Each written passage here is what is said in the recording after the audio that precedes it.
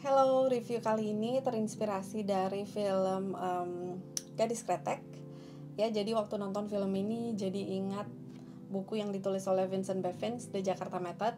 Ya, jadi buat yang belum nonton Gadis Kretek, mending jangan nonton video ini sampai selesai. Nah, jadi ada bagian cerita di mana digambarkan tentang yang namanya Partai Merah. Nah, biarpun di film itu nggak digambarkan atau dijelasin Partai Merah itu seperti apa, tapi kalau kita lihat setting tahunnya, yaitu tahun 64 sampai tahun 66, dan juga kita tahu latar belakang film itu diambil dari novel historical fiction, lalu juga simbol dari warna merah itu di tahun 60-an adalah bagian dari socialist movement, dan juga di film diasosiasikan Partai Merah ini dengan pembantaian para jenderal yang walaupun hanya muncul dalam pengumuman radio ya di film Gadis Kretek ini. Nah, jadi artinya dengan latar belakang ini kita udah pasti tahu ya, yang dimaksud dengan Partai Merah ini pasti adalah Partai Komunis Indonesia. Tapi film Gadis Kretek ini tidak menggambarkan ideologis dari Partai Merah ini. Jadi agenda politiknya apa, kegiatannya apa, itu nggak digambarkan dengan detail.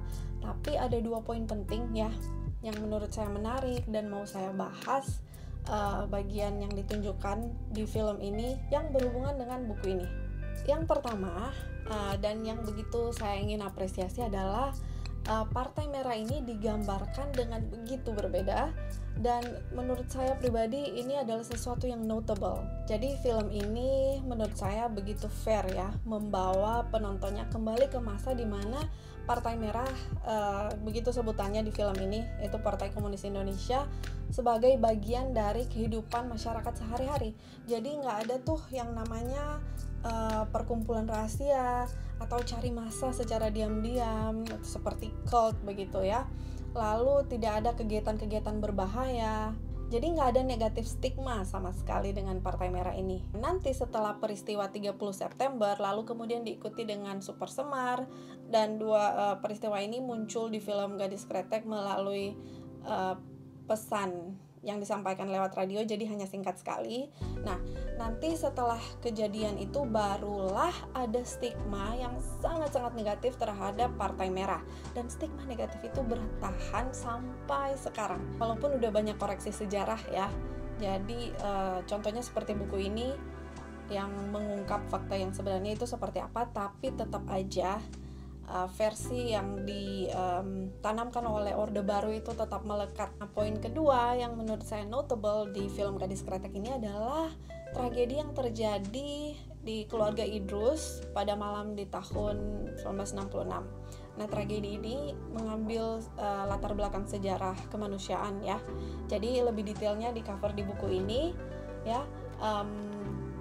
Di sini dijelasin ada lebih dari 1 juta orang yang dibunuh pada saat itu. Jadi yang mereka yang dibunuh itu adalah anggota dan orang-orang yang terafiliasi dengan Partai Komunis Indonesia. Nah, yang buat saya merasa bahwa 2 poin ini begitu berkesan adalah film Gadis Kretek ini, especially novelnya, itu nggak ragu atau mereka berani menunjukkan sisi sejarah yang nggak umum dipertontonkan untuk audiens Indonesia. Yang ditampilkan adalah antitesis dari apa yang Orde Baru udah tanamkan selama ini, dan ini yang menurut saya penting dan sangat luar biasa. Mungkin ada film atau karya seni yang udah pernah buat hal yang sama, tapi ini adalah film pertama yang saya nonton yang menunjukkan versi yang bertentangan dengan apa yang Orde Baru buat selama ini. Oke, jadi kita explore sedikit ya tentang isi buku ini. Nah, jadi extermination atau yang namanya operasi penumpasan itu sebenarnya begitu masif ya, seperti yang terjadi di keluarga Idrus. Nah, Amerika terlibat melalui CIA yang menyuplai daftar nama-nama mereka yang akan dibunuh. Nah, ini informasi yang udah declassified, jadi udah bukan rahasia lagi. Di tragedi tahun 65 ini sangat erat sekali sebenarnya hubungannya dengan Cold War, karena posisi geopolitik Indonesia itu sangat strategis. Nah, sampai US agent sendiri waktu itu pernah ngomong kalau mereka rela lepasin Vietnam but not Indonesia. Jauh sebelum tahun 65, agenda besar US itu sebenarnya adalah untuk menumpas komunisme secara global, termasuk partai komunis yang ada di Indonesia. Dan alasannya itu sangat silly ya, karena partai komunisme itu udah sangat populer, gitu alasannya. Nah kan tahu sendiri Amerika tuh nggak mau ada power lain yang kuat tuh selain mereka. Nah saat itu Soekarno udah mulai condong ke sosialis Uni Soviet ya. Tapi sebenarnya Soekarno tuh punya ambisi sendiri.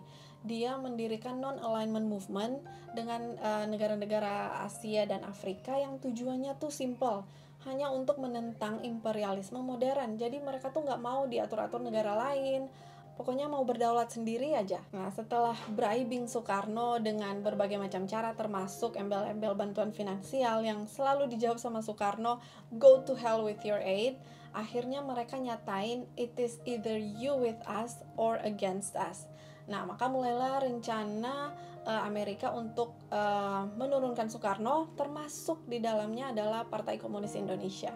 Nah, pas ada momen tragedi 30 September, mereka tuh langsung gerak cepat ya, menjadikan Partai Komunis Indonesia sebagai kambing hitam. Nah, ini sama persis dengan yang terjadi saat 9/11, di mana mereka ambil momentum itu untuk justification serangan mereka di Irak dan Afghanistan dan membungkusnya dengan nama War on Terror.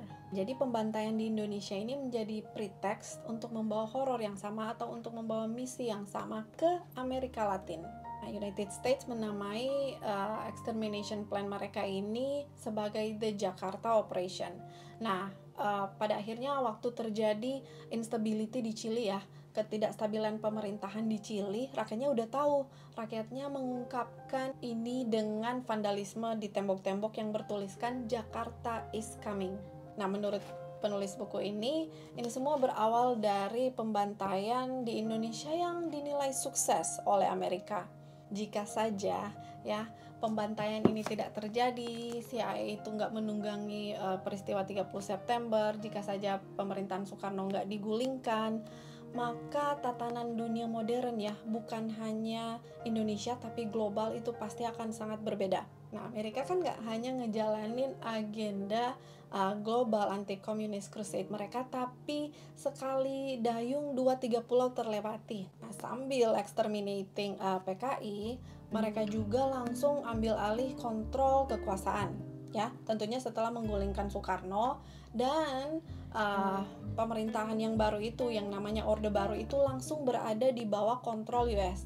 Nah, ini bisa terlihat dari setelah transfer of power itu atau transfer kekuasaan itu hanya dalam beberapa hari saja, perwakilan tambang dari Amerika yaitu Freeport itu langsung berada di Papua Barat, dan di sana mereka langsung nemuin pegunungan yang penuh dengan mineral yang berharga. Nah, sekarang kita tahu bahwa pertambangan itu adalah the biggest gold mine in the world. Oke, masih banyak sekali yang dibahas di buku ini. Ini salah satu buku favorit saya ya, jadi silakan baca sendiri, dan ya, sampai jumpa.